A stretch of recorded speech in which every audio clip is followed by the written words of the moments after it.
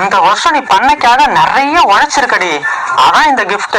இப்பயாவது வழிய புரிஞ்சுக்கிட்டியே, ரொம்ப சந்தோஷமா இருக்கியா? சரிடி, அடுத்த வருஷமும் இதே மாதிரி பண்ணைக்காக நிறைய உழைச்சுனா இந்த செக்ல கையெழுத்து போட்டு தரேன்.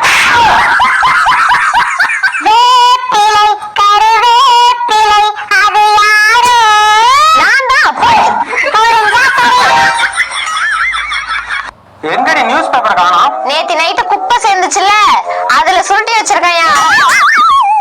இன்னைய நியூஸ் பேப்பர்டி, அத நான் பார்க்கணும். அதுல பாக்குறதுக்கு என்னையா இருக்கு?